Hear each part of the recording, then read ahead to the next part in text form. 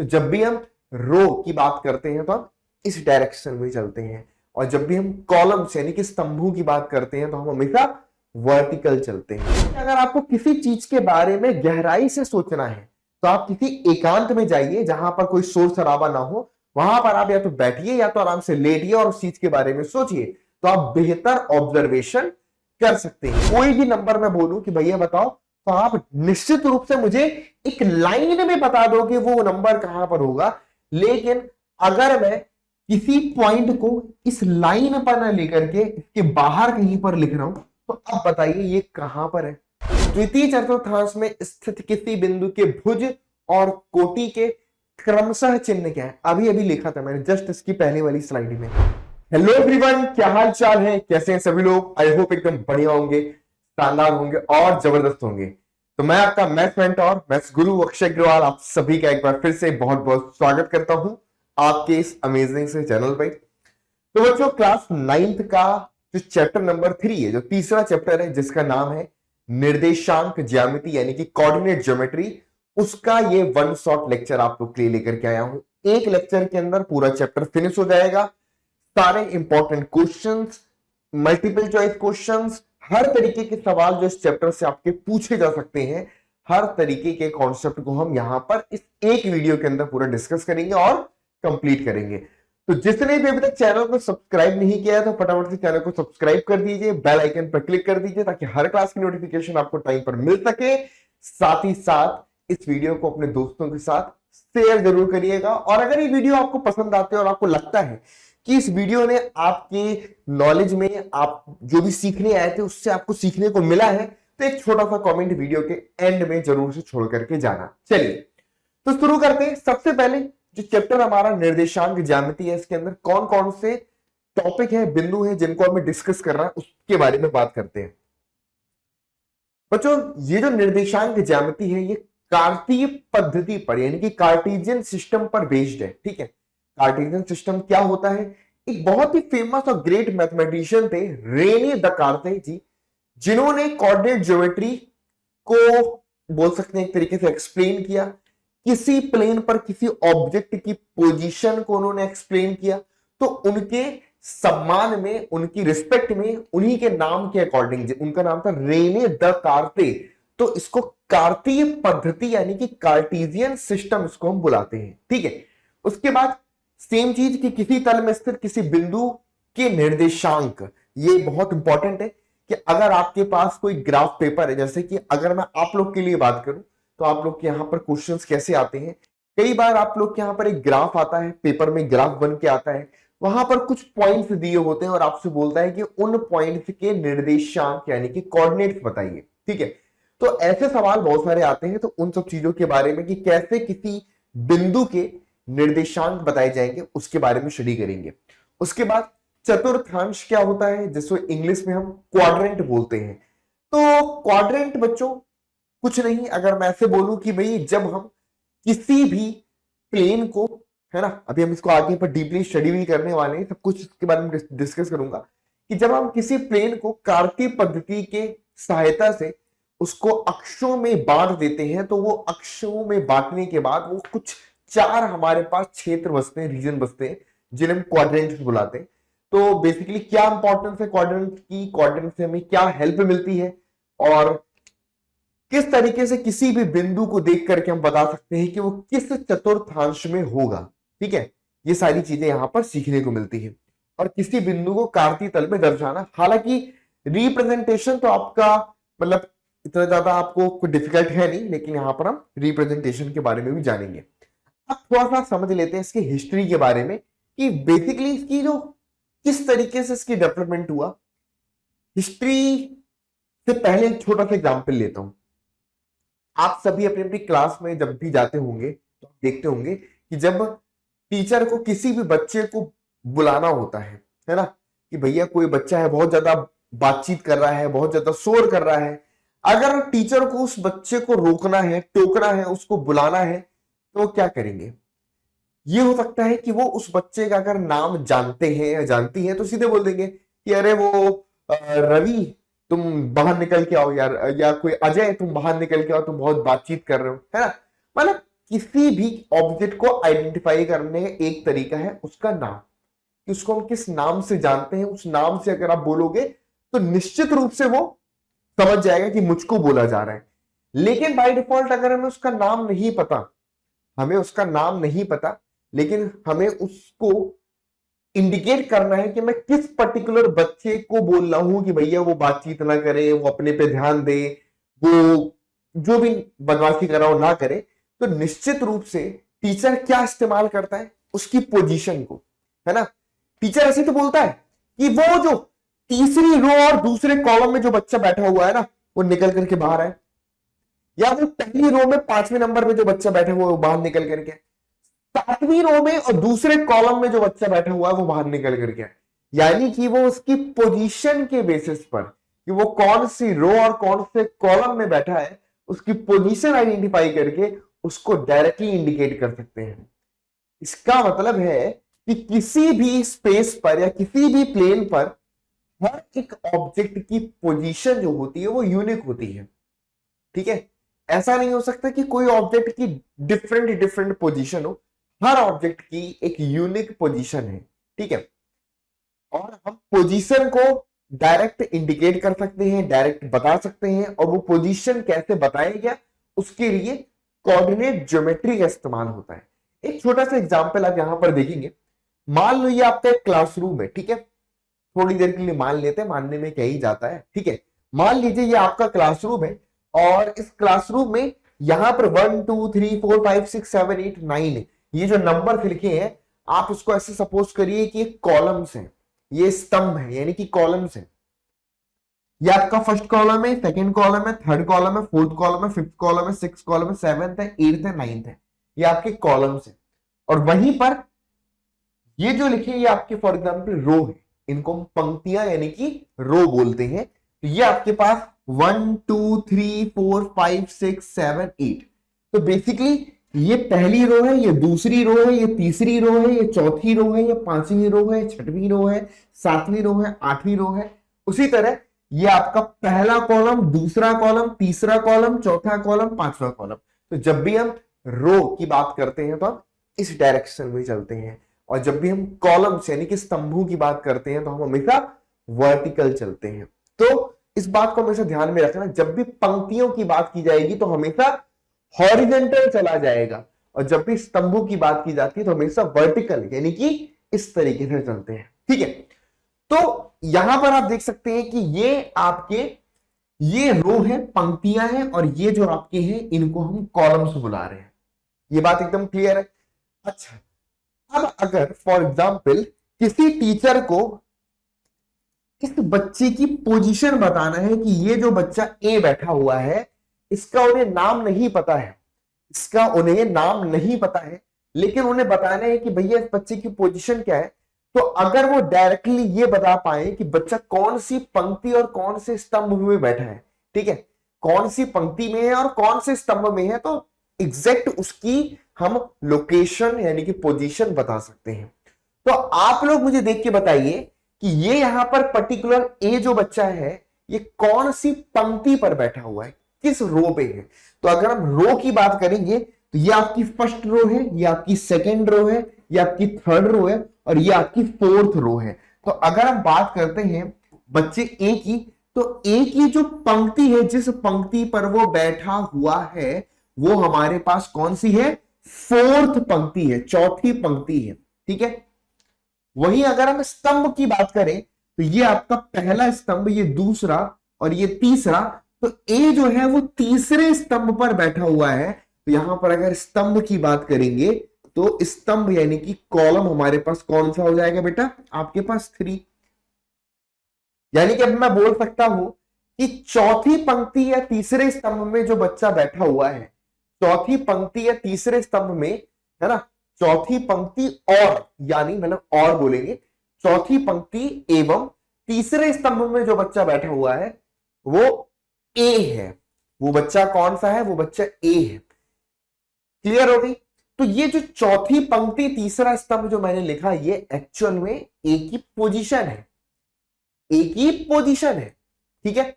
इसी प्रकार अगर मुझे बी की पोजीशन बतानी है तो आप लोग मुझे कमेंट बॉक्स में लिख करके बताएंगे कि ये जो हमारे पास बी से बिट्टू है ये कौन सी पोजीशन पे बैठे हुए हैं, ये किस पोजीशन पे है।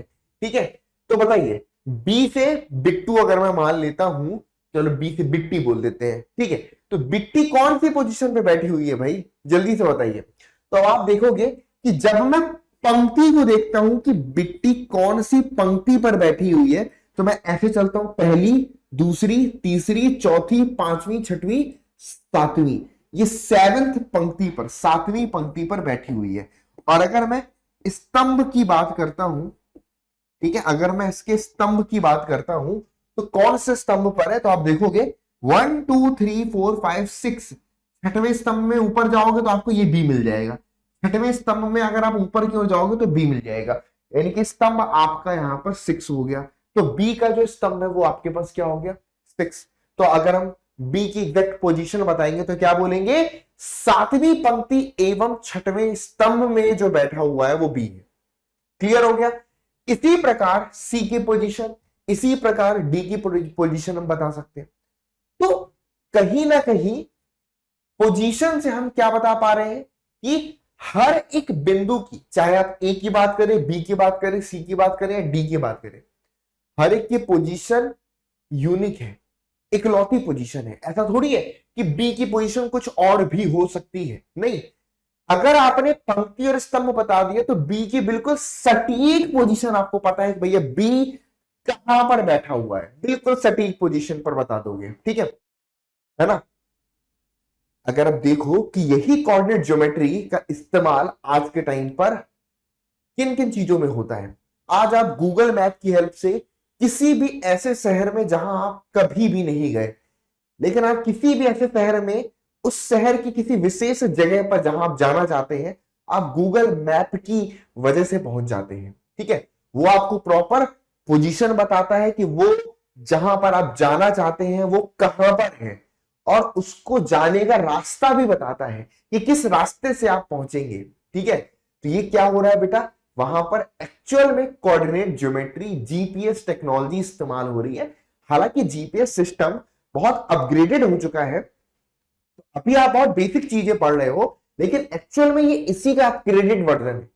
शुरुआत छोटी चीज से ही होती है, तो वो शुरुआत यहीं से हुई थी। इसी तरह आप देखते हैं कि भाई आज के टाइम पर जो बड़ी बड़ी कंट्रीज हैं, आज के टाइम पर युद्ध चल रहे हैं, ठीक है, आप डेली न्यूज में देखते हैं कि इजराइल ने हमास पे हमला किया, हमास ने इजराइल पे हमला किया।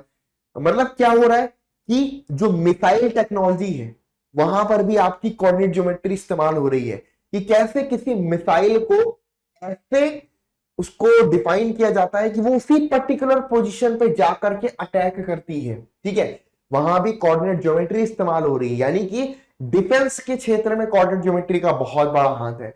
अगर मैं बात करूं तो आज के टाइम पर बिना कोऑर्डिनेट ज्योमेट्री के आप कुछ भी नहीं है। ठीक है, हर जगह पर कोऑर्डिनेट ज्योमेट्री आपकी इन्वॉल्व है, मैथमेटिक्स हर जगह इन्वॉल्व है। बस आज उन सब चीजों को इतना ज्यादा डेवलप कर दिया गया है तो हमें पता नहीं होता कि भाई ये एक्चुअल में कहां से निकल के आया है। तो जब शुरुआत हुई थी चीजों को समझने की तो वो यहां से हुई थी, कोऑर्डिनेट ज्योमेट्री कार्टेशियन सिस्टम से हुई थी। ठीक है, तो मैथमेटिक्स को अगर आप कभी भी मतलब लगे ना कि यार मैथ कहाँ यूज हो रही है, बहुत से यार मैं ऐसे मीम और वीडियो देखता हूं जिसमें लोग उट पटांग की बात कर रहे होते, कहते हैं ये sine cos theta tan theta पढ़ा, इसका असल जिंदगी में क्या प्रयोग है, कहीं इस्तेमाल नहीं हो रहा, जीवन में कहीं यूज नहीं आ रहा। तो देखो यार एक सिंपल सी बात बताऊं कि कोई भी मैथमेटिक्स जो आप पढ़ रहे हैं वो एक्चुअल में ना बहुत सारी ऐसी फील्ड है जहां पर इस्तेमाल होती है, लेकिन अब डिपेंड करता है ना कि आप आज 9th क्लास में मैथ्स पढ़ रहे हो, कल को आप कुछ ऐसा करोगे जहां पर एक्चुअल में मैथ्स की आपको नीड नहीं है, तो फिर आप तो कहोगे ना कि यार इसका मेरी लाइफ में क्या इंपॉर्टेंस हुआ। ठीक है, तो आज के टाइम पर आपको वो सारी चीजें पढ़ाई जाती है कि आपको हर एक चीज के बारे में थोड़ा थोड़ा थोड़ा थोड़ा ज्ञान जरूर हो। ठीक है, हर एक चीज के बारे में आप अवेयर हो। बाकी आने वाले टाइम पर जिस भी फील्ड को आप चुनते हो, ऑप्ट करते हो, उसके बारे में गहराई से आप पढ़ते हो। जरूरी थोड़ी है कि यहाँ पर पढ़ने वाला हर बच्चा मैथ्स को ही ले, हो सकता है कि वो 11वीं क्लास में बायोलॉजी ले ले तो वो मेडिकल फील्ड में चला जाएगा, या बहुत सारी अलग अलग फील्ड हैं बायोलॉजी से रिलेटेड, ठीक है। इसी तरह बहुत सारे बच्चे कॉमर्स ले लेंगे तो वो अकाउंट्स, सीए अलग फील्ड में चला जाएगा। तो वहां पर ऑब्वियस सी बात है कि sine theta, cos theta, tan theta जो भी आप पढ़ोगे ट्रिग्नोमेट्री आने वाले टाइम पर, उसका इस्तेमाल नहीं होगा। लेकिन हाँ, आपको ये चीज पता होनी चाहिए कि मैथ इतनी छोटी नहीं है कि हम उसको ऐसे बोल सके कि मैथ कहीं इस्तेमाल नहीं हो रही। मैथ आज के टाइम पर हर छोटी से छोटी चीज के अंदर है ना। आप कुछ भी कर पा रहे हो आज के टाइम पर तो सब चीज में मैथमेटिक्स इन्वॉल्व है। आप कोई भी चीज मार्केट से खरीदते हो, मैथमेटिक्स इन्वॉल्व है वहां पर, ठीक है। चलिए, तो ये बात एकदम क्लियरली समझ में आ गई। और ये जो मैथ मैंने आपको बताई है ये कहीं और की नहीं है, आपके ही अपने स्कूल के क्लासरूम की है, ठीक है। स्कूल में, क्लास में टीचर ये मैथ्स आपकी यूज कर रहे हैं।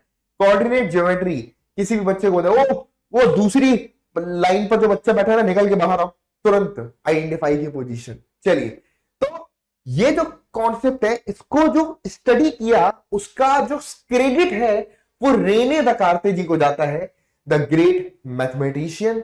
और भाई इनकी एक बड़ी स्मार्ट सी स्टोरी है, बड़ी पॉपुलर स्टोरी है कि भाई ये थोड़े से आलसी किस्म के व्यक्ति थे, है ना।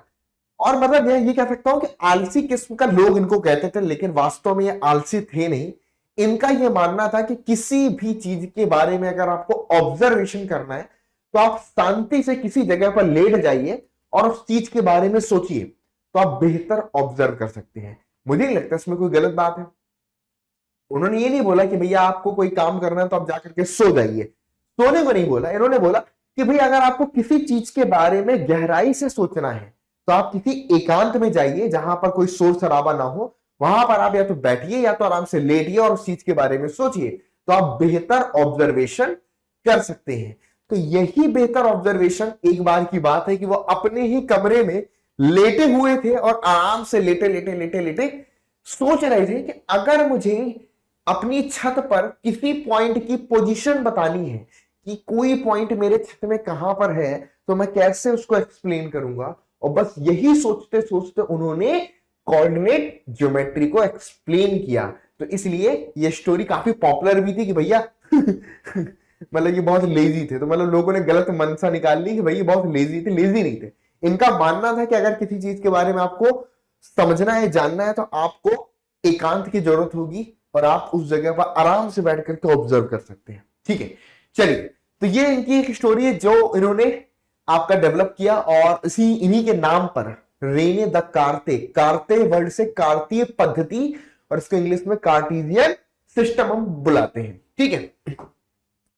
अब होती क्या है कार्तीय पद्धति, सबसे पहले इस बारे में जानते हैं। देखो बच्चों, अब मैं आपको थोड़ा सा पीछे लेकर के चलता हूं। पीछे मतलब कि जरा सा अपने पहले चैप्टर क्यों पढ़िए। पहला चैप्टर जो आपने पढ़ा था संख्या पद्धति, आपने संख्या पद्धति में एक बहुत इंपॉर्टेंट चीज पढ़ी कि किसी भी वास्तविक संख्या को, किसी भी रियल नंबर को हम एक लाइन पर, एक संख्या रेखा पर रिप्रेजेंट कर सकते हैं, दर्शा सकते हैं, ठीक है। यानी कि हमने किसी नंबर को किसी लाइन पर रिप्रेजेंट करना पहले चैप्टर के अंदर सीखा था, जहां पर आपने शायद ये भी पढ़ा था ना कि भाई जो आपके √2 है, √3 है, आपकी अपरिमेय संख्या है, तो अपरिमेय संख्याओं को भी संख्या रेखा पर कैसे दर्शाया जाता है, कैसे शो किया जाता है, वो सब हमने चीजें पढ़ी थी, ठीक है। तो अगर मैं उसी को बात करूं यहां पर, फॉर एग्जाम्पल ये आपके पास मान लो एक संख्या रेखा, ठीक है। इसका कलर हम चेंज कर देते हैं थोड़ा सा, ठीक है। ये सब लोग देख पा रहे हैं, बिल्कुल। और ये एक दूसरी संख्या रेखा मैंने खींच दी। चलो अभी थोड़ी देर के लिए मैं इसको ना अलग कर देता हूं, बाद में खींचूंगा, पहले हम एक को ही खींचते हैं। ये क्या है बेटा, हमारी नंबर लाइन है, ठीक है। ये हमारे पास एक नंबर लाइन है। नंबर लाइन मतलब कि संख्या रेखा, संख्या रेखा, वास्तविक संख्या रेखा भी इसको हम कह सकते हैं, ठीक है। अच्छा, हम बिल्कुल इस नंबर लाइन के बिल्कुल सेंटर पर एक बिंदु लेते हैं जिसको हम जीरो बोलते हैं, ठीक है। और ऐसे पढ़ते हैं कि भाई जीरो से एक इकाई की दूरी पर मैं 1 को इंडिकेट करता हूं, 2 इकाई की दूरी पर मैं 2 को इंडिकेट करता हूं, 3 इकाई की दूरी पर मैं 3 को इंडिकेट करता हूं, फिर इस तरीके से 4, इस तरीके से 5, 6, 7। ये क्या है, नंबर्स को हम एक लाइन पर रिप्रेजेंट कर सकते हैं। इसी तरीके से जीरो के लेफ्ट में हम इन्हीं नंबर्स की निगेटिव को रिप्रेजेंट करते हैं, जैसे कि आपके पास -1, -2, -3, -4, -5, -6।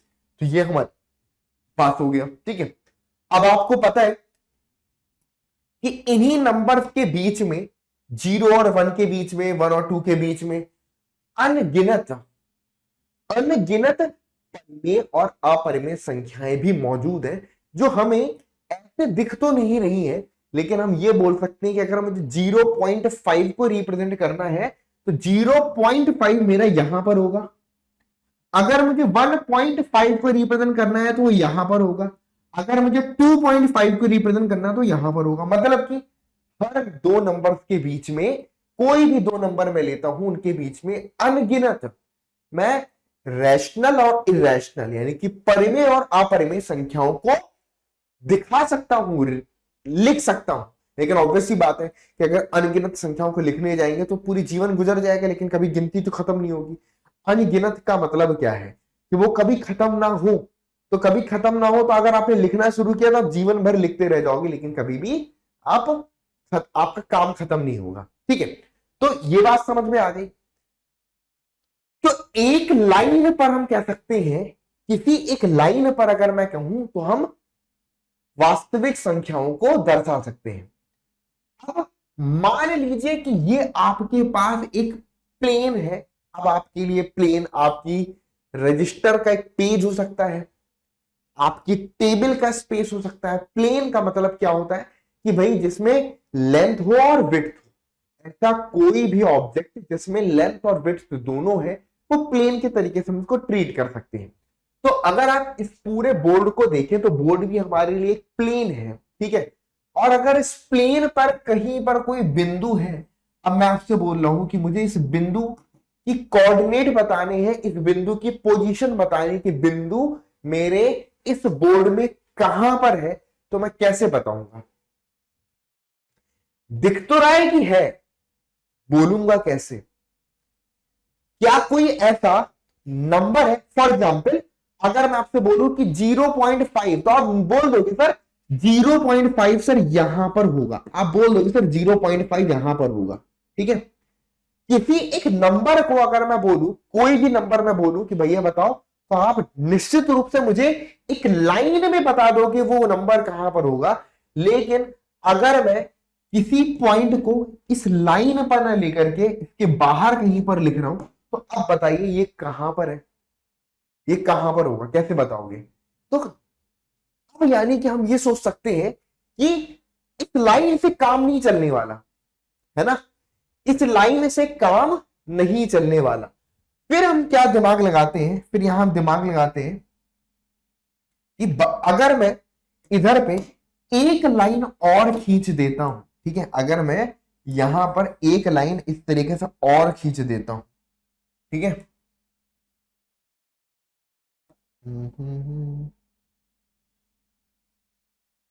चलिए, अगर मैं यहां पर एक लाइन और खींच देता हूं और इस लाइन पर अगर मैं यही नंबर्स, यही संख्या रेखा पर इस पर भी नंबर्स लगा देता हूं, जैसे कि 1, 2, 3, 4, 5, 6, 7 और यहां पर -1, -2, -3, -4, -5। तो अब आप ये सोच सकते हैं, क्या मैं ये बोल सकता हूं कि अगर मैं इसको रो बोलूं कि ये हमारे पास पंक्तियां हैं, ठीक है, और अगर मैं इसको स्तंभ बोलूं 1, 2, 3, 4, तो कहीं ना कहीं अगर मैं ये बोलूं कि ये जो पॉइंट है, ये जो पॉइंट आप लोग यहां पर देख पा रहे हैं, इस पॉइंट को मैं बोल सकता हूं कि ये 4,5 पोजीशन पर है। 4,5 पोजीशन पर है। ठीक है, यानी कि अगर मैं हॉरिजेंटली 4 यूनिट चलता हूं, अगर मैं मूल बिंदु से क्षैतिज दिशा में 4 इकाई की दूरी चलता हूं और फिर इस बिंदु से 5 इकाई की दूरी ऊपर जाता हूं, कितना? 5 इकाई की दूरी, क्योंकि ये डिस्टेंस कितनी है, ये डिस्टेंस 5 है। तो अगर मैं क्षैतिज दिशा में 4 इकाई की दूरी और ऊर्ध्वाधर दिशा में 5 इकाई दूरी जाता हूं तो मैं इस स्थान पर, इस बिंदु पर मैं पहुंच जाऊंगा। तो मैं बोल सकता हूं कि इस बिंदु के जो निर्देशांक यानी कि कोऑर्डिनेट 4,5 है ना। अब 4,5 ही क्यों लिखा, 5,4 ही क्यों लिखा, वो बाद की बात है। लेकिन अगर मैं आपसे ये बोलूं कि जैसे ही हम किसी प्लेन को दो अक्ष, दो लाइन, और लाइन भी कैसे, जो एक दूसरे के लंबवत है, एक दूसरे के परपेंडिकुलर, दो परपेंडिकुलर लाइंस से जब हम किसी प्लेन पर दो परपेंडिकुलर लाइन खींच करके उसको 4 भागों में बांट देते हैं, तो ये जो पद्धति है इसको हम कार्तीय पद्धति बोलते हैं। कार्तीय पद्धति क्या है? कार्तीय पद्धति का मतलब है कि भाई किसी प्लेन पर दो लंब रेखाएं खींचना जो एक दूसरे के लंब है, और उसकी सहायता से किसी प्लेन को 4 भागों में बांट देना कार्तीय पद्धति, कार्टेशियन सिस्टम कहलाता है। तो ये जो काम हमने किया ये कार्तीय पद्धति है। यहां पर ये जो अक्ष, ये जो हमारे पास दो रेखाएं इनको अक्ष बुलाते हैं। तो ये जो आपकी हॉरिजेंटल लाइन है जिसको हम बोल सकते हैं क्षैतिज रेखा, ये आपकी एक्स अक्ष कहलाती है, तो उसको हम एक्स अक्ष बोलते हैं, एक्स अक्ष बुलाते हैं। और ये जो आपकी ऊर्ध्वाधर रेखा है इसको हम वाई वाई डैश से निरूपित करते हैं, वाई वाई डैश से निरूपित, और ये वाई अक्ष कहलाता है। तो हम क्या बुलाते हैं बेटा? वाई अक्ष बुलाते हैं। यही एक्स अक्ष वाई अक्ष से मिल करके जो सिस्टम बनता है उसको हम कार्टेशियन सिस्टम बोलते हैं। एक्स एक्सिस वाई एक्सिस से मिल करके जो सिस्टम बनता है उसको हम क्या बोलते हैं बेटा? कार्टेशियन सिस्टम बुलाते हैं। तो बस यही एक कॉन्सेप्ट था जो मैं आपको बताना चाह रहा था कि भाई ये पूरी की पूरी खोज उन्होंने कैसे करी, कार्तीय पद्धति किसको बोला गया, कार्टेशियन सिस्टम किसको बोला गया। तो जब भी कार्टेशियन सिस्टम की बात आती है तो सबसे पहले दो लंब अक्ष आते हैं। एक अक्ष होता है एक्स अक्ष, दूसरा होता है वाई अक्ष, एक्सिस, इंग्लिश में उसको एक्सिस बुलाते हैं। तो एक्स एक्सिस भी इसको हम बोलते हैं, और ये आपका वाई एक्सिस होता है, ठीक है। और दो लंब अक्षों से मिलकर के जो सिस्टम बनता है उसको हम कार्टेशियन सिस्टम यानी कि कार्तीय पद्धति बुलाते हैं, ठीक है। अब इस कार्तीय पद्धति के बारे में कुछ महत्वपूर्ण बातें जरा ध्यान से समझिए। जहां पर दोनों लंब अक्ष एक दूसरे को प्रतिच्छेद करते हैं उस बिंदु को, जहां पर 0 है, इसको मूल बिंदु बुलाते हैं, ठीक है। जहां पर ये दोनों एक दूसरे को प्रतिच्छेदित करते हैं उसको हम मूल बिंदु बुलाते हैं, ठीक है। तो ये आपका क्या हो गया बेटा? मूल बिंदु हो गया। देख पा रहे हैं? ये आपका क्या हो गया? मूल बिंदु। जहां पर दोनों लंब अक्ष एक दूसरे को प्रतिच्छेदित करते हैं वो मूल बिंदु कहलाता है। तो अगर आप थोड़ा सा ध्यान से ऑब्जर्व करेंगे, मूल बिंदु के जो दाहिनी तरफ का एक्स एक्सिस है वो उसमें सभी धनात्मक वास्तविक संख्याएं हैं। मूल बिंदु के बाएं तरफ का जो एक्स अक्ष है वहां पर सभी ऋणात्मक वास्तविक संख्याएं हैं। मूल बिंदु के ऊपर का जो वाई अक्ष है उसमें धनात्मक वास्तविक संख्याएं हैं। मूल बिंदु के नीचे का जो वाई अक्ष है उसमें ऋणात्मक वास्तविक संख्याएं हैं, ऋणात्मक वास्तविक संख्याएं। तो यानी कि मैं ऐसे बोल सकता हूं कि ये वाला भाग धनात्मक एक्स अक्ष होगा, ये वाला भाग ऋणात्मक एक्स अक्ष होगा, और ये वाला भाग धनात्मक वाई अक्ष होगा यानी कि पॉजिटिव वाई एक्सिस, और ये वाला भाग हमारा निगेटिव वाई एक्सिस होगा, ठीक है। आई बात समझ में? इस तरफ का हिस्सा क्या है बेटा? पॉजिटिव एक्स एक्सिस, और इस तरफ का हिस्सा निगेटिव एक्स एक्सिस। इस तरफ का हिस्सा पॉजिटिव वाई एक्सिस और नीचे वाला हिस्सा निगेटिव वाई एक्सिस। तो आई बात समझ में? तो ये जो सारी की सारी चीजें ऑब्जर्वेशन है इनको ध्यान से समझते चलिए, ठीक है। कार्तीय पद्धति क्या है? जब हम किसी समतल को, किसी प्लेन को दो लंब अक्षों की सहायता से यानी कि एक्स एक्सिस और वाई एक्सिस की हेल्प से बांट देते हैं तो वह सिस्टम हमारा कार्टेशियन सिस्टम कहलाता है। जहां पर ये दोनों अक्ष एक दूसरे को इंटरसेक्ट करते हैं यानी कि प्रतिच्छेदित करते हैं वो बिंदु इनका मूल बिंदु कहलाता है, यानी कि ओरिजिन पॉइंट कहलाता है। ठीक है, और ये सारी की सारी चीज यहां पर क्लियर है। एवरीवन, कोई डाउट यहां पर? सबको ओके रिपोर्ट? मामला क्लियर है? अगर क्लियर तो जल्दी से फटाफट से कमेंट बॉक्स में हैशटैग क्लियर है लिख दीजिए। कमेंट बॉक्स में हैशटैग क्लियर है फटाफट से लिख दो। ठीक है, क्या बात है भाई, बहुत ही बढ़िया। हाँ जी, चलो, तो ये बेसिक सी चीज हो गई है ना। अब हम बात करते हैं कि इसी कार्तीय पद्धति में किसी पॉइंट को अगर मुझे लोकेट करना है ना, तो वो कैसे लोकेट किया जाता है, उसका बेसिक तरीका क्या है। ठीक है, तो उसके लिए वापस से हमें क्या करना पड़ेगा, वापस से हमें अपने एक्स अक्ष और वाई अक्ष को खींचना पड़ेगा। तो ये हमारे पास मान लो एक्स अक्ष हो गया, ये आपके पास एक्स एक्स डैश एक्स अक्ष हो गया। ठीक है, और ये आपके पास वाई से वाई डैश यानी कि वाई अक्ष हो गया। ठीक है, और ये प्रतिच्छेद बिंदु आपके पास मूल बिंदु है। ठीक है, चलो देखो, जब भी आप कोऑर्डिनेट एक्सिस ड्रॉ करो उनकी नंबरिंग जरूर कर लो। ठीक है, फॉर एग्जाम्पल ये आपके पास 1 है, ये आपके पास में 2 है, ये आपके पास में 3 है, ये आपके पास में 4 है, ये आपके पास में 5 है, ये आपके पास में 6 है।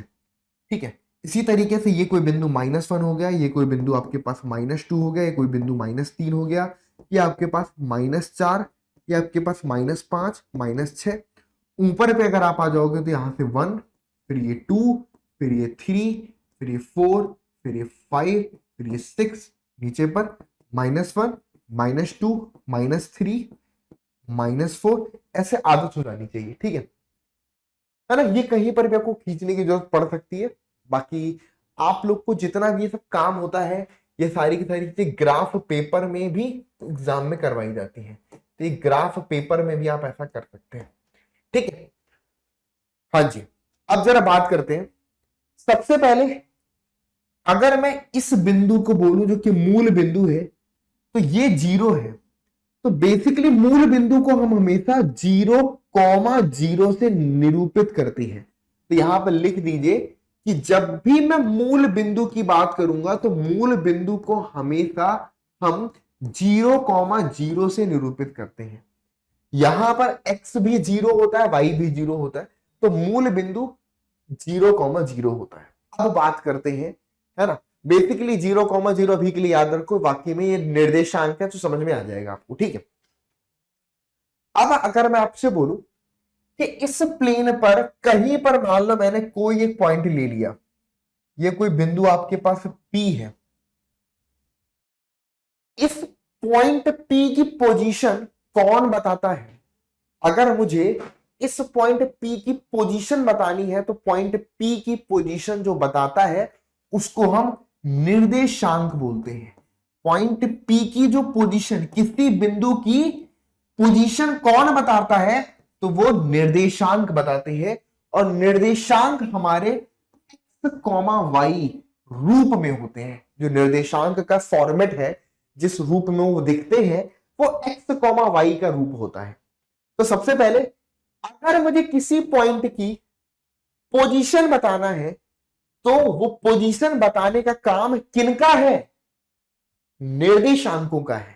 ठीक है, अगर आपको निर्देशांक नहीं पता तो आपको पोजीशन नहीं पता। अगर आपको निर्देशांक पता है तो मतलब आपको उसकी पोजीशन पता है। ठीक है, तो किसी भी बिंदु की स्थिति कि वो इस प्लेन पर कहां पर मौजूद है, कौन बताएगा ये बात? निर्देशांक बताएंगे। निर्देशांक यानी कि निर्देशांक उसके पोजीशन को बताएंगे। अब बात करते हैं निर्देशांक होते क्या है। बेसिकली यहां पर मैंने x, y लिखा हुआ है। ठीक है, हम किसी भी बिंदु के निर्देशांकों को इस रूप में ही लिखते हैं। अब यहां पर x क्या होगा, y क्या होगा, ये कैसे पता चलता है, ध्यान से समझिएगा। सबसे पहला काम हम क्या करते हैं, जब मैं बिंदु P से नोट करिएगा, जब मैं बिंदु P से एक लंब खींचता हूं, जब मैं बिंदु P से एक लंब खींचता हूं और वो लंब x अक्ष को जिस बिंदु पर काटता है वो बिंदु कौन सा है? जब मैं बिंदु P से एक लंब खींचता हूं कहां पर? x अक्ष पर, तो वो जिस जगह पर काटता है जिस बिंदु पर काटता है उसको हम एक्स निर्देशांक बुलाते हैं, उसको हम एक्स निर्देशांक बुलाते हैं। तो आपका एक्स निर्देशांक बिंदु P से खींचा गया लंब एक्स अक्ष को जिस बिंदु पर काटता है वो जो नंबर है वो एक्स निर्देशांक है। तो एक्स निर्देशांक यहां पर क्या हो जाएगा, 4 हो जाएगा। ठीक है, जब आपने बिंदु P से एक्स अक्ष पर लंब खींचा तो उसने कहां पर काटा, जिस बिंदु पर काटा, यानी कि जिस नंबर पे वो आया है वो एक्स निर्देशांक है। क्लियर। वही अगर मैं बिंदु P से एक और लंब खींचता हूं यहां पर, अब उसने वाई अक्ष को जहां पर काटा है, उसने वाई अक्ष को जहां पर काटा है वो नंबर क्या है बेटा आपका 3 है। तो उसका वाई निर्देशांक, वाई निर्देशांक बुलाते हैं। वाई निर्देशांक यहां पर 3 हो गया। एक्स निर्देशांक और वाई निर्देशांक के एक और भी नाम है जो काफी ज्यादा पॉपुलर है, जिनको हम भुज तथा कोटि बुलाते हैं। ये आपका भुज भी कहलाता है, इसको हम भुज भी बोलते हैं, एक्स निर्देशांक या भुज बोलते हैं, और इसको हम वाई निर्देशांक यानी कि कोटि भी बुलाते हैं। तो ये हमारे पास वाई निर्देशांक और ये एक्स निर्देशांक। अब अगर मुझे बिंदु P की निर्देशांक लिखने हैं तो बिंदु P के निर्देशांक में सबसे पहले हम लिखते हैं एक्स निर्देशांक को, उसके बाद कॉमा लगा करके लिखते हैं वाई निर्देशांक को। तो 4,3 ये बिंदु P के निर्देशांक कहलाते हैं।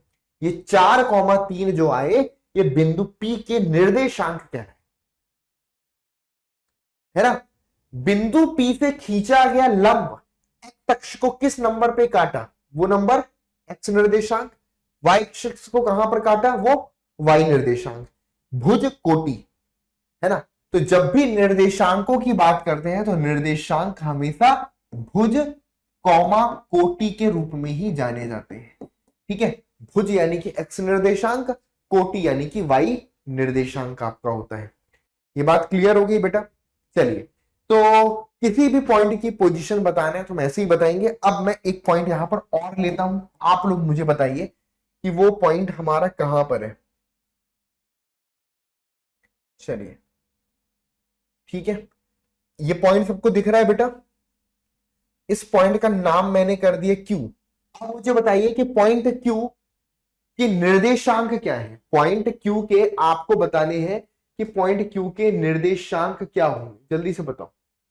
पॉइंट Q के निर्देशांक क्या होंगे, मतलब कि ये वाला डॉट जो आप देख रहे हो ग्रीन कलर का, इसके निर्देशांक आपको बताने। चलिए थोड़ा सा ट्राई करिए अपने आप से, जब तक करेगा नहीं तब तक सीखेगा नहीं, समझी बात। हाँ जी, तो कभी भी कोई भी चीज सीखनी है तो उसको थोड़ा थोड़ा सा खुद से बैठ करके एक बार ट्राई जरूर करो। तो जल्दी से बताओ बिंदु Q के निर्देशांक हम क्या लिखेंगे, क्या होंगे बिंदु Q के निर्देशांक एवरीवन।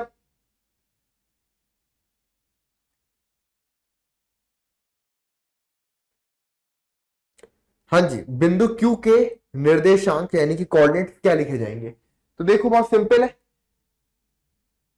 बहुत ही सिंपल है बाबा, बहुत ही सिंपल है। जब आपने बिंदु Q से नीचे पर एक परपेंडिकुलर खींचा तो ये जो बिंदु आया ये क्या है बेटा, -5। तो हम लिख सकते हैं कि एक्स निर्देशांक, एक्स निर्देशांक आपका कितना है, ये -5 है ना, तो -5 आया।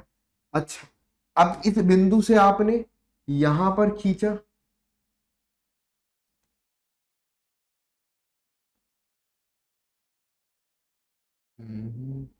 है ना। चलिए तो ये बिंदु आपके पास क्या हो गया बेटा, यहां पर। चलिए तो यहां पर y निर्देशांक क्या है बेटा, y निर्देशांक हम क्या लिखेंगे, y निर्देशांक आपके पास में +4 है ना। y निर्देशांक आपका +4 है, x निर्देशांक आपका -5 है। तो बिंदु Q के कोऑर्डिनेट आपके पास -5,4 बना, -5,4 बना। तो बिंदु Q के निर्देशांक -5,4। तो आप यहां से देख लेना है कि भैया एक्स अक्ष को कहां पर काट रहा है, और यहां से देख लेना है कि वाई अक्ष को कहां पर काट रहा है। ठीक है, तो परपेंडिकुलर लाइंस खींच करके आप बिंदु Q की पोजीशन बता सकते हैं। लेकिन अब कोई कहे कि सर जी मुझे लाइन वगैरह नहीं खींचनी है, सर मुझे कोई लाइन वगैरह नहीं खींचनी है, तो मैं कैसे करूंगा? तो बहुत आसान है। अगर आपको इस तरीके से कोई लाइन नहीं खींचनी है तो आप ऐसे चलो कि पहले आप क्या चलो, पहले आप एक क्षैतिज रेखा हॉरिजेंटल लाइन पे चलो, फिर वर्टिकल लाइन पर चलो। यानी कि बिंदु Q तक पहुंचने के लिए पहले आप मूल बिंदु पर आएंगे, मूल बिंदु से -1, -2, -3, -4, -5 पे आए, फिर 1 2 3 4 4 ऊपर गए, तो -5 तक जो आप एक्स अक्ष पर चले वो एक्स निर्देशांक है, और जो आप ऊंचाई पर चले वो आपके पास वाई निर्देशांक है। तो ध्यान रखिएगा, ये होता है ना, ये आपके पास शाहरुख खान, ये जो शाहरुख खान होता है ये आपका एक्स निर्देशांक है, और ये जो हाइट होती है ना, जिसे हम अमिताभ बच्चन बोल सकते हैं, रस्त में तुम तुम्हारा आप लगते हैं, वो आपके वाई निर्देशांक है। तो जो शाहरुख खान है वो एक्स निर्देशांक है, जो अमिताभ बच्चन है वो वाई निर्देशांक है। तो हमेशा याद रखिएगा, ये आपका शाहरुख खान, ये आपका अमिताभ बच्चन। क्लियर है? याद रख पाओगे अपने शाहरुख खान और अमिताभ बच्चन को? है चलिए, आई बात समझ रहे, सबको क्लियर है?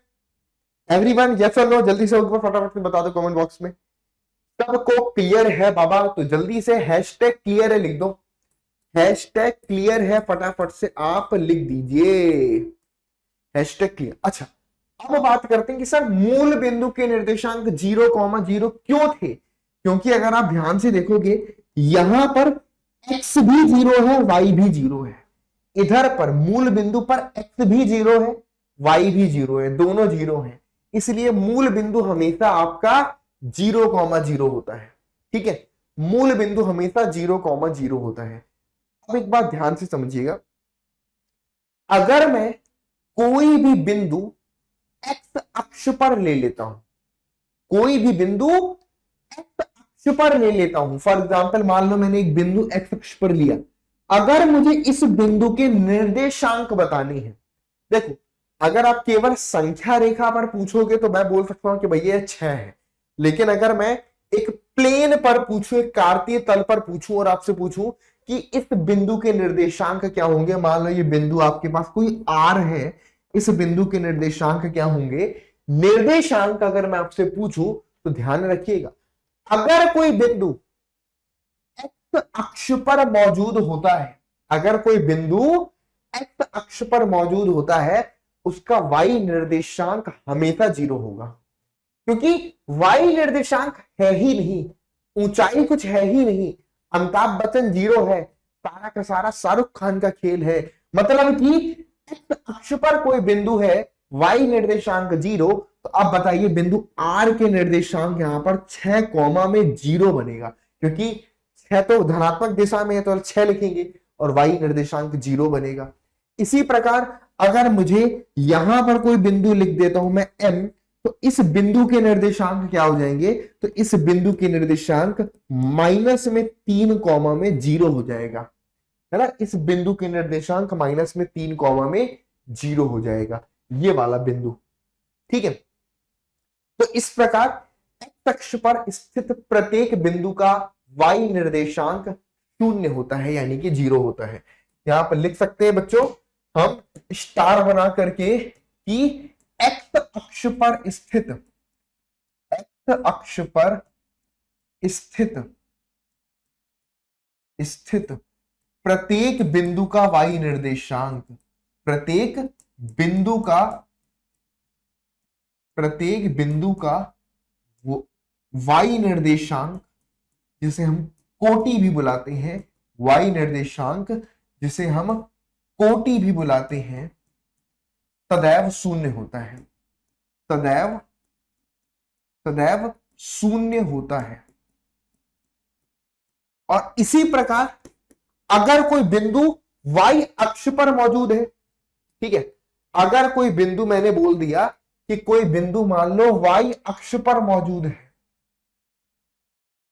अगर कोई बिंदु वाई अक्ष पर मौजूद है तो उसका एक्स निर्देशांक हमेशा, नोट करिएगा, मान लो ये बिंदु मैंने रख दिया n, तो इसका एक्स निर्देशांक हमेशा 0 और y निर्देशांक इसका मान लो हो गया 5। तो कोई बिंदु अगर y अक्ष पर स्थित होता है तो उसका x निर्देशांक यानी कि भुज हमेशा 0 होता है। इसी प्रकार यहां पर अगर मैं कोई बिंदु ले लेता हूं तो ये हमारे पास 0 में -3 है, 0 में -3, x निर्देशांक हमेशा 0। तो लिख सकता हूं यहां पर मैं कि यहां पर क्या लिखेंगे बेटा, y अक्ष पर स्थित, y अक्ष पर स्थित प्रत्येक बिंदु का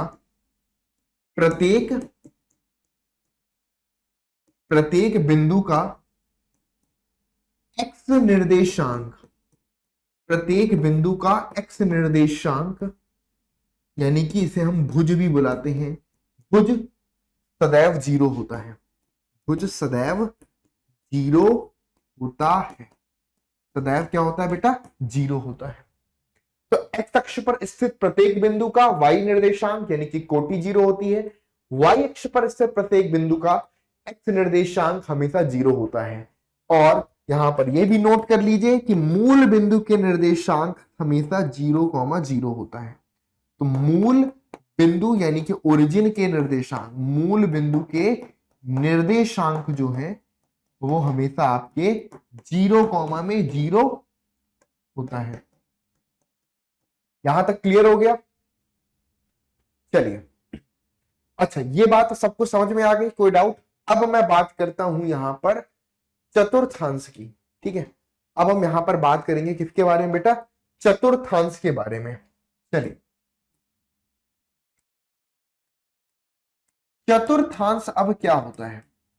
बिल्कुल सिंपल सी बात है। अभी आपने एक चीज ऑब्जर्व करी, ये आपके पास y अक्ष है और ये आपके पास x अक्ष है। आपके x अक्ष तथा y अक्ष ने हमारे पूरे समतल को 4 भागों में बांट दिया है, जो कि आप लोग देख पा रहे हैं, 4 भागों में बांट दिया है। ये जो है इसको हम बुलाते हैं आपका प्रथम चतुर्थांश। इसको हम क्या बुलाते हैं बेटा, इसको हम बुलाते हैं प्रथम चतुर्थांश बुलाते हैं। क्लियर है?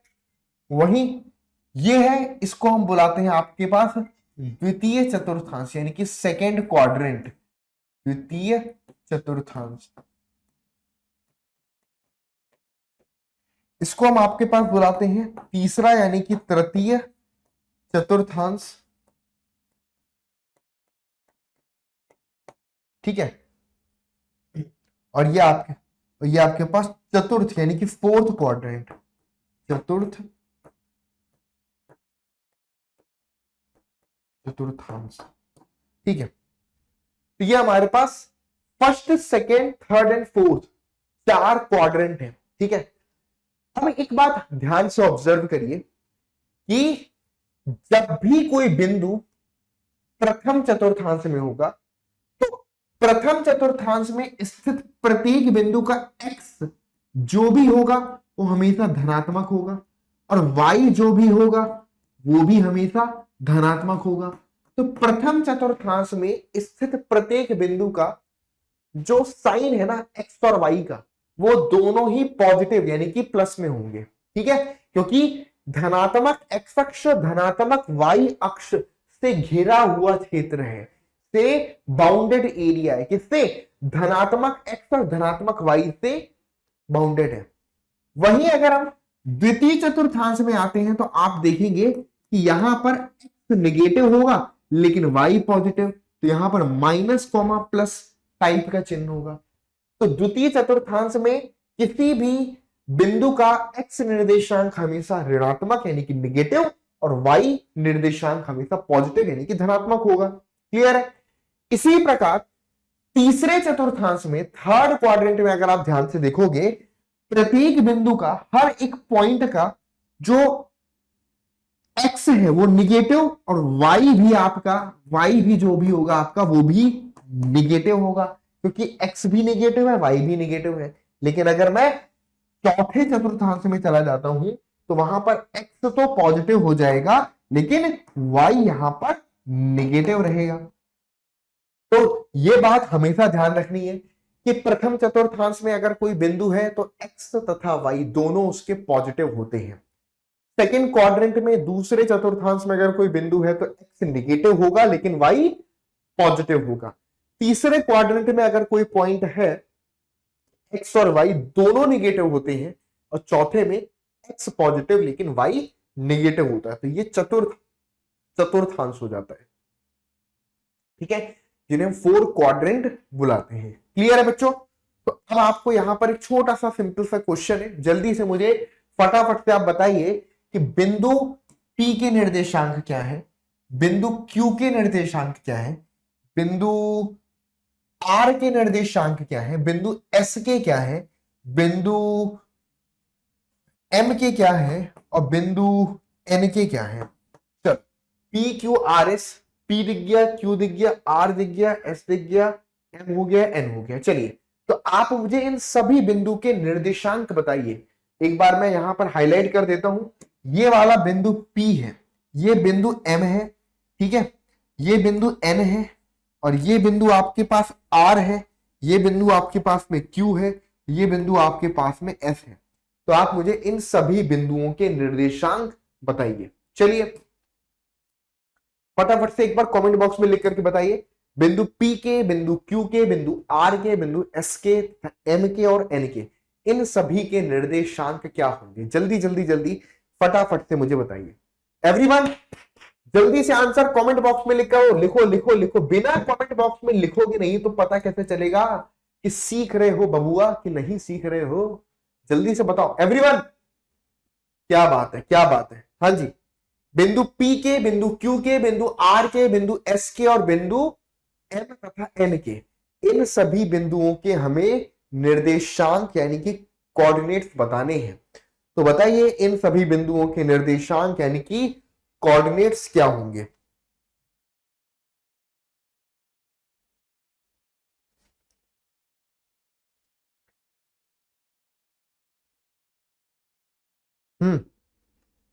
बोलो बोलो बोलो, आंसर करो। चुप क्यों बैठे हो, जरूर कोई बात है। फटाफट से बताइए, चुप रह करके क्या मिलेगा। आ जाओ। तो बिंदु P के निर्देशांक यहां पर क्या हो जाएंगे। बिंदु P के निर्देशांक देखो, अगर मैं डायरेक्ट टेक्निक यूज करूं कि मूल बिंदु से मैं कितनी डिस्टेंस हॉरिजेंटल गया, तो 4 गया, फिर कितना ऊपर आया, 3 आया। या देख सकते यहां से जो परपेंडिकुलर खींचा ये 4 होता है, और यहां से जो खींचा ये 3 पे काट रहा है, तो बिंदु P के निर्देशांक 4,3 है। वहीं अगर मैं बिंदु Q की बात करता हूं तो मैं मूल बिंदु से पहले -6 आया, फिर -2 नीचे गया, तो यहां पर -6 कॉमा में -2 हो गया। अगर मैं R की बात करूं तो मैं सिर्फ मूल बिंदु से R तक आया हूं, और Y निर्देशांक इसमें 0 होगा, तो यहां पर आपके पास -6,0 बिंदु R का निर्देशांक हो गया। उसके बाद S की अगर मैं बात करूं तो मैं देखता हूं कि बिंदु S Y अक्ष पर मौजूद है -2, तो 0,-2 बिंदु S के निर्देशांक हो गए। और अगर मैं बिंदु M की बात करूं तो ये बना आपके पास 4,0 बिंदु M के निर्देशांक हो गए। और अगर N की बात करूंगा तो 0,3 बिंदु N के निर्देशांक हो गए। तो ये हमारे पास बिंदु P Q R S और M इनके निर्देशांक है। सब लोग एक बार मैच कर लीजिए, क्या आप सभी ने यही निर्देशांक लिखे थे? अगर लिखे थे तो ऐसे राइट टिक कमेंट कर दीजिए, ठीक है। अगर आपने यही निर्देशांक लिखे तो इस तरीके से राइट का एरो बना करके आपको फटाफट से कमेंट कर देना है सही जवाब, ठीक है। चलिए आगे बात करते हैं। अब यहां पर आपको सिंपल सा इस फिगर को देखना है। सब लोग इस फिगर को ढंग से देख पा रहे हैं? बढ़िया से दिख रहा है, अच्छे से, कोई दिक्कत की बात नहीं है। यहां पर कुछ बिंदु है, ये आपके पास M है, ठीक है, ये आपके पास B है, ये आपके पास L है, ये आपके पास F है। सबको हर बिंदु दिख पा रहे हैं? बिल्कुल, मैं अगर देखूंगा तो आपको वीडियो में भी बिल्कुल क्लियर दिख रहा है। M B L और S सब लोग देख पा रहे हैं बेटा? M B L और S सभी निर्देशांक देख पा रहे हैं। अब आपको बताना है कि बिंदु B का भुज और कोटि क्या है। तो पहले भुज लिखना है फिर कोटि लिखना है। तो बिंदु बी ठहरा हमारा यहां पर, ठीक है, बिंदु बी पर नजर पहुंच गई आपकी, बिंदु बी ठहरा आपका यहां पर। तो बिंदु बी का भुज, जब मैं मूल बिंदु से 4 जाता हूं और 3 ऊपर जाता हूं, तो यहां पर इसका भुज क्या हो गया बेटा, इसका भुज हमारे पास 4 है, कोटि हमारे पास 3 है, निर्देशांक 4 कॉमा में 3 बनेगा, ठीक है, निर्देशांक 4 कॉमा में 3 बनेगा। इसी प्रकार बिंदु M का x निर्देशांक, M कहां पर है बेटा, यहां पर बैठा हुआ है, ठीक है, M देख पा रहे हैं सब लोग, M कहां पर बैठा हुआ है, यहां पर। तो x निर्देशांक कितना है, मूल बिंदु से पीछे तरफ -3 आए, तो यहां पर इसका x निर्देशांक -3 हो गया। और y निर्देशांक की बात करेंगे तो मूल बिंदु से कितना ऊपर गए, 1 2 3 4 ऊपर गए, तो y निर्देशांक 4 हो गया। अतः m के निर्देशांक -3 कॉमा में 4 हो गए, m के निर्देशांक -3 कॉमा में आपका 4 हो गए। बिंदु L के x निर्देशांक क्या है, L कहां पर है बेटा, L आपको देख पा रहे हैं सब लोग, L आपका यहां पर बैठा हुआ है, ये बैठा हुआ है, ठीक है। अगर बिंदु L का x निर्देशांक देखूंगा तो मूल बिंदु से -5 यहां पर आए, फिर नीचे पर -4 गए, तो इसका -5 हो गया x निर्देशांक, -4 y निर्देशांक हो गया, और इसके ये बन गया -5 कॉमा में -4। बहुत ही बढ़िया।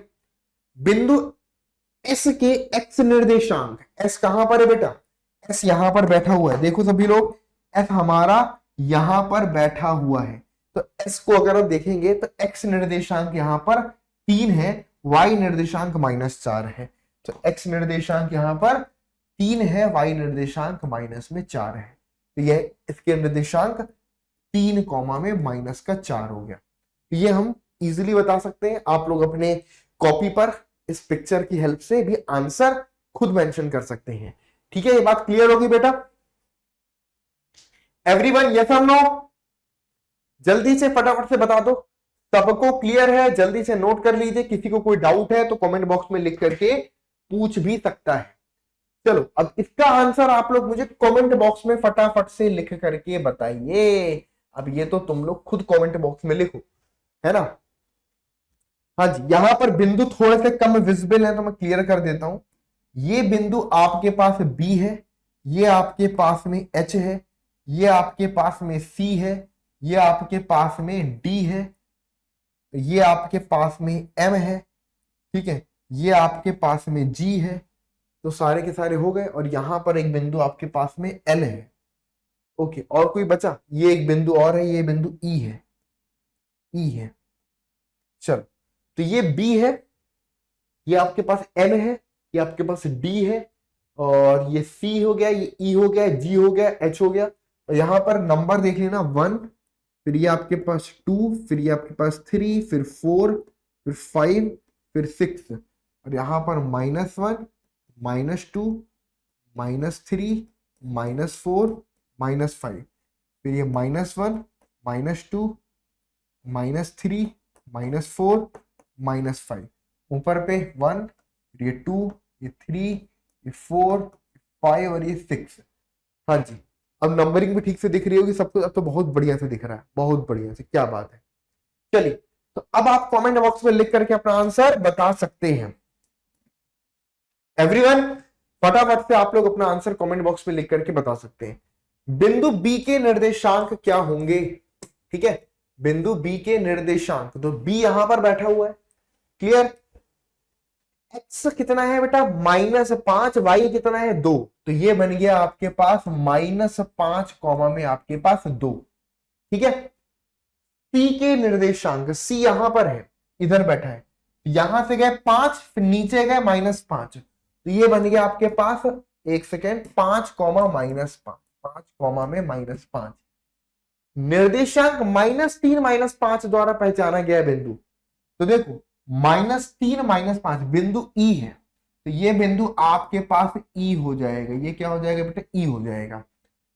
2 -4 द्वारा, तो अगर आप देखोगे ये रहा 2 -4, तो बिंदु जी हो गया, बिंदु जी के निर्देशांक 2 और -4 है। डी का भुज क्या है, ध्यान से देखिए, डी का भुज क्या है। तो अगर बिंदु डी की बात करेंगे तो बिंदु डी का भुज मतलब कि एक्स निर्देशांक तो 6 है। बिंदु डी का भुज आपके पास में 6 है। बिंदु एच की कोटि क्या है। तो अगर आप ध्यान से देखोगे ये बिंदु एच रहा, एच का वाई निर्देशांक तो कितना नीचे आए हो, -3 आए हो, तो ये आपके पास में -3 हो गया। बिंदु एल के निर्देशांक, एल कहां पर है, वाई अक्ष पर मौजूद है, एक्स निर्देशांक 0 होगा तो 0 कॉमा में 5 हो गया।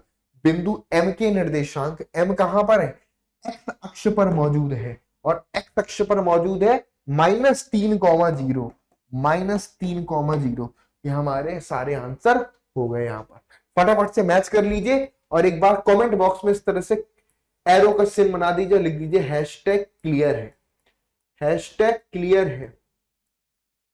एवरीवन, कोई डाउट यहां पर किसी को भी, कोई दिक्कत परेशानी समस्या तो फटाफट से कमेंट बॉक्स में लिख करके बता देना है बिना किसी संकोच के, ठीक है, बिना किसी संकोच के बता देना है।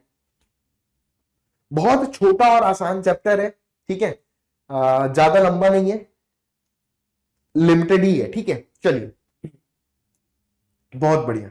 अब बच्चों हम खेलेंगे quizzes quizzes quizzes quizzes quizzes quizzes. चलो तो क्विज़ेस राउंड शुरू करने वाले हैं और आपके सामने ढेर सारे मल्टीपल चॉइस क्वेश्चंस आने वाले हैं। तो जल्दी जल्दी जल्दी थोड़ी सी अपनी कमर की पेटी बांध लीजिए और अपना आंसर कमेंट बॉक्स में देने के लिए तैयार हो जाइए, ठीक है।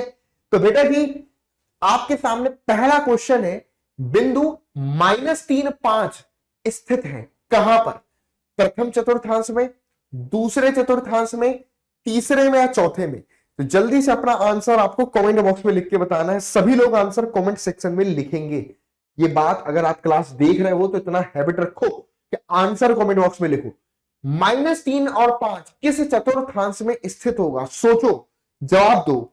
अगर हम ध्यान से देखते हैं, मैं एक्सप्लेन भी करता चल रहा हूं लेकिन आप लोग आंसर जरूर से कमेंट बॉक्स में लिखिएगा, ठीक है।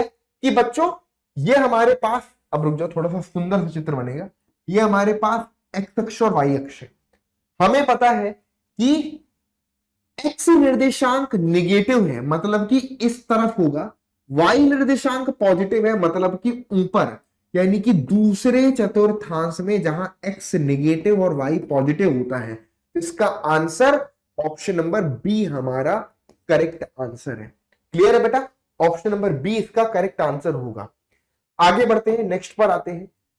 द्वितीय चतुर्थांश, बिल्कुल सेम चीज पूछ लिया कि चिन्ह बताओ। द्वितीय चतुर्थांश में स्थित किसी बिंदु के भुज और कोटि के क्रमशः चिन्ह क्या है। अभी अभी लिखा था मैंने जस्ट इसकी पहले वाली स्लाइड में, क्या लिखा था, भुज निगेटिव और कोटि पॉजिटिव, बिल्कुल सही, भुज निगेटिव कोटि positive, option number C, minus comma plus, ठीक है। द्वितीय चतुर्थांश में अगर कोई बिंदु है तो उसका भुज निगेटिव होगा और कोटि पॉजिटिव होगी। अगला सवाल देखते हैं, बिंदु 0,-7 स्थित है। अब ध्यान से देखिएगा, 0,-7 एक्स निर्देशांक 0 है मतलब ये बिंदु निश्चित रूप से वाई अक्ष पर होगा। कहां पर होगा, वाई अक्ष पर। तो इसका आंसर क्या लिखेंगे बेटा, ऑप्शन नंबर सी, वाई अक्ष पर, क्योंकि एक्स निर्देशांक अगर 0 है किसी भी बिंदु का तो इसका मतलब सिंपल है कि वो वाई अक्ष पर मौजूद होगा, ठीक है। अगला प्रश्न, ये तो रिपीट हो गया, हाँ जी। -10,0 कहां पर स्थित है, ये बात तय है कि इसका वाई निर्देशांक 0 है। वाई निर्देशांक 0 है मतलब कि ये बिंदु एक्स अक्ष पर होगा। अब एक्स निर्देशांक इसका निगेटिव है, ऋणात्मक है, तो ऑप्शन में वो भी देखो जहां पर लिखा है कि एक्स अक्ष की ऋणात्मक दिशा में, एक्स अक्ष की ऋणात्मक दिशा में, तो ऑप्शन नंबर ए इसका राइट आंसर बनेगा, एक्स अक्ष की ऋणात्मक दिशा में। आंसर सभी बच्चे कमेंट बॉक्स में लिखते जरूर जाना, ठीक है। आंसर सभी बच्चे कमेंट बॉक्स में लिखते जरूर जाना, बिना आंसर करे कोई भी नहीं जाएगा। मैं तो एक्सप्लेन कर रहा हूं लेकिन आपको वीडियो पॉज करके फटक से आंसर करना है, फिर मेरा एक्सप्लेनेशन देखना है कि जो आपके दिमाग में आया और जो मैंने समझा है दोनों सेम टू सेम है कि नहीं है। चलिए बेटा, अगला प्रश्न है, एक्स अक्ष पर स्थित सभी बिंदुओं का भुज क्या होगा? बिंदु ध्यान से प्रश्न को समझो बेटा, ध्यान से प्रश्न को समझो कि एक्स अक्ष पर स्थित सभी बिंदुओं का भुज पूछा गया है। भुज, बहुत सारे बच्चे जल्दबाजी में आंसर करते हैं कि सर आंसर तो 0 होगा, लेकिन ये गलत है। भुज पूछा है। हमको पता है कि अगर मैं एक्स अक्ष की बात करूंगा तो एक्स अक्ष पर किसी भी बिंदु का भुज कोई भी नंबर हो सकता है बेटा। अब आप कोई भी पॉइंट लोगे तो भुज तो कोई भी नंबर हो सकता है, तो भुज कोई भी संख्या हो सकती है। हाँ, अगर यहां पर भुज के बदले कोटि पूछ लेता तो मैं आंसर 0 लिखता। भुज के बदले कोटि बोल देता तो आंसर 0 होता, लेकिन भुज बोल रहा है तो भुज कोई भी वास्तविक संख्या, कोई भी संख्या हो सकती है। ठीक है, ऑप्शन नंबर डी इसका राइट आंसर बनेगा। अगला प्रश्न है, अक्ष पर स्थित सभी बिंदुओं का भुज अभी मैंने डिस्कस किया। दूसरा, वह बिंदु जहां दोनों निर्देशांक अक्ष मिलते हैं, जल्दी से बताइए, जहां पर दोनों निर्देशांक अक्ष मिलते हैं वो कौन सा बिंदु होता है? जहां पर दोनों निर्देशांक अक्ष मिलते हैं, याद करिए याद करिए याद करिए, बिल्कुल बिल्कुल बिल्कुल मूल बिंदु बुलाते हैं उसको। तो जहां पर दोनों निर्देशांक अक्ष मिलते हैं उसको हम मूल बिंदु यानी कि ओरिजिन बुलाते हैं।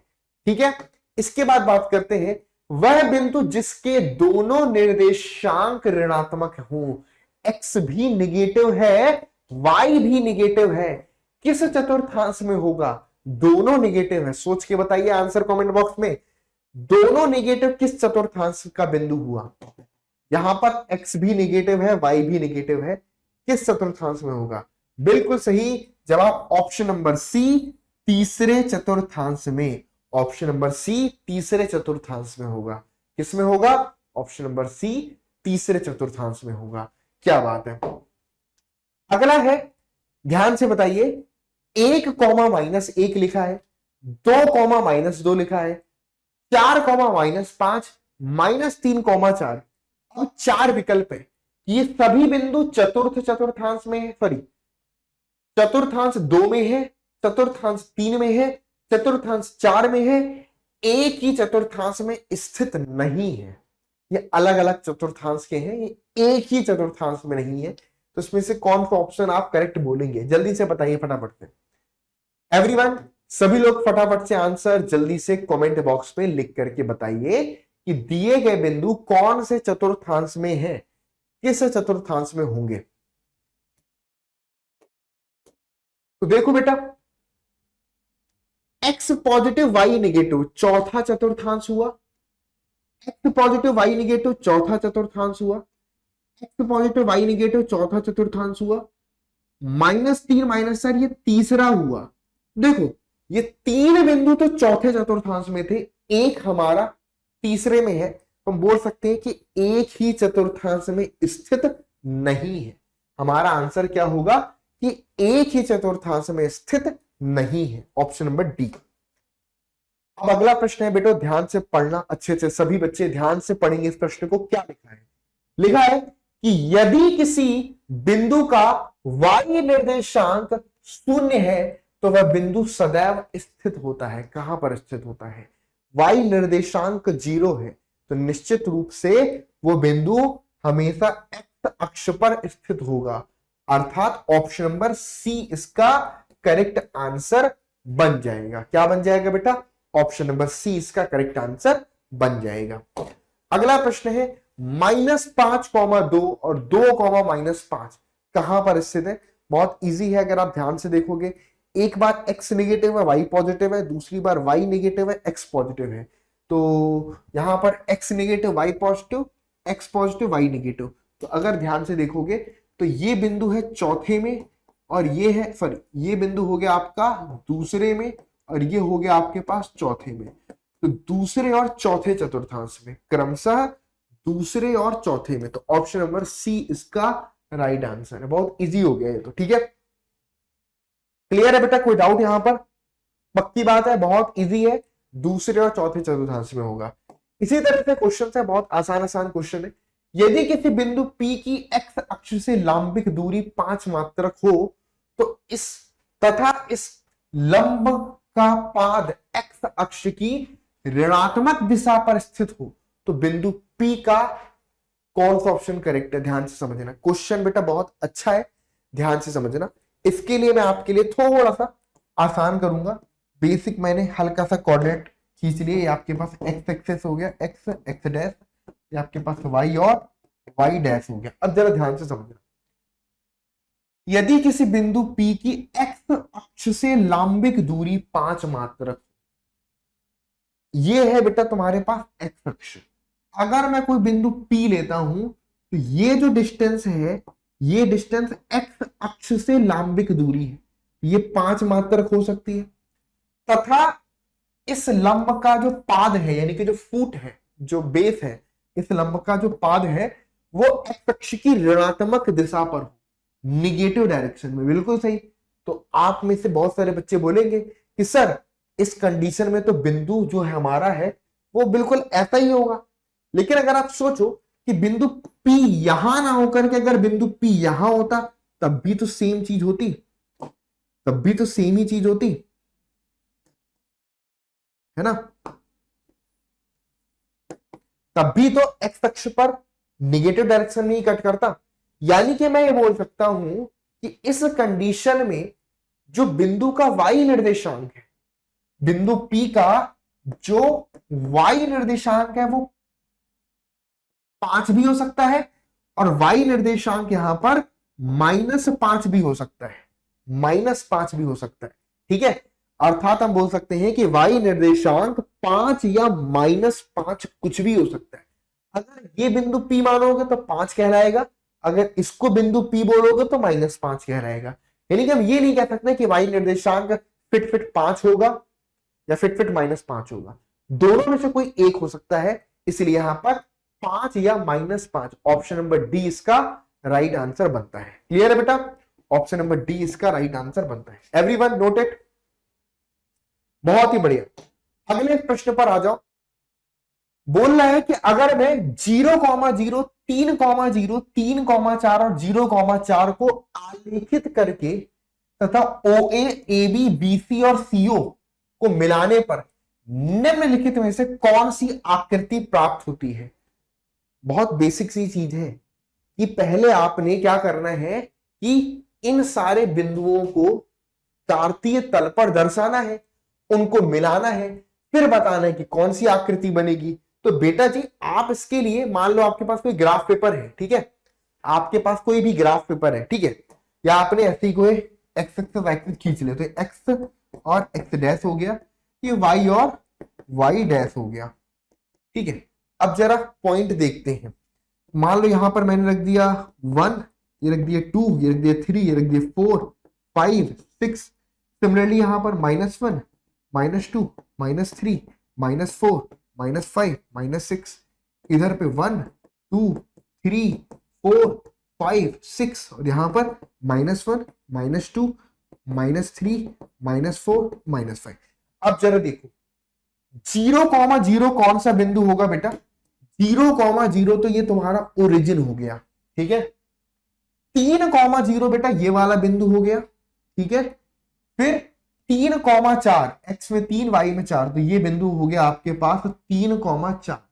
अगला बिंदु हो गया 0,4, तो ये वाला बिंदु। अगर आप ध्यान से देखोगे तो ये आपका एक प्रकार से क्या बन गया? हाँ, ये एक प्रकार से क्या बन गया बेटा? ये आपका एक प्रकार से आयत बन गया, ये आपका एक प्रकार से आयत बन गया, ठीक है। देखना ये डिस्टेंस आपके पास 4 है, ये डिस्टेंस आपके पास 3 और 4 माप का एक आयत बन गया, तो इसका आंसर एक आयत ऑप्शन नंबर बी होगा। क्लियर है? इसका आंसर एक आयत यानी कि option number B is the right answer. Everyone clear है? ऑप्शन नंबर बी यानी कि आयत इसका राइट आंसर होगा। इसी प्रकार से बच्चों यहां पर आलेखित करने की नीड नहीं है। यदि बिंदुओं P को, Q को, R को, S और T को आलेख कागज पर आलेखित किया जाए तो चौथे चतुर्थांश के बिंदु कौन से हैं? तो चौथे चतुर्थांश में वो होते हैं जिसका x पॉजिटिव और y निगेटिव होता है, यानी कि साइन प्लस और माइनस का हो। यहां पर किसमें किसमें है? ऑप्शन ये क्यू हो गया और आर हो गया, ठीक है, क्यू और आर, तो ऑप्शन नंबर बी को हम टिक कर देंगे। इसी प्रकार से सारे के सारे प्रश्न हैं, ठीक है, इसी प्रकार से सारे के सारे प्रश्न हैं, कोई प्रश्न अलग नहीं है, बिल्कुल same to same as it is ही क्वेश्चन है। अब बस मैं आपसे यही बोलूंगा कि इन क्वेश्चंस को एज अ होमवर्क करके लाइए। यहां पर कुछ क्वेश्चंस मैं आपको दे रहा हूं, इनको एज अ होमवर्क आपको करना है, प्रैक्टिस करना और आंसर करना है। क्लियर है? तो एक कुछ सवाल मैंने आपको दिए बेटा, इनको एज अ होमवर्क में आप करके जरूर से लाइएगा। मैं आपको दिखा देता हूं, नोट कर लो, स्क्रीनशॉट लो, होमवर्क का क्वेश्चन है ना, आपको उसका आंसर कमेंट बॉक्स में लिखना है। बिल्कुल इजी क्वेश्चन है, आंसर कमेंट बॉक्स में लिखना है। इसी तरीके से ये वाला क्वेश्चन होमवर्क का है बेटा, इसका आंसर आपको कमेंट बॉक्स में लिखना है। चलिए फिर आज की क्लास हमारी इतनी ही है, क्योंकि बहुत छोटा चैप्टर था। अगला चैप्टर हमारा दो चर वाले रैखिक समीकरण, उस चैप्टर को हम पढ़ेंगे, उसमें इन सारे कॉन्सेप्ट का यूज होगा, तो ये चीज इसलिए आप पर को पढ़ने में हेल्प करेगी। चलिए तो मिलते हैं नेक्स्ट क्लास में, तब तक के लिए goodbye, take care to all of you, thank you so much to everyone, और वीडियो को लाइक और शेयर करना बिल्कुल मत भूलिएगा। Thank you so much to everyone.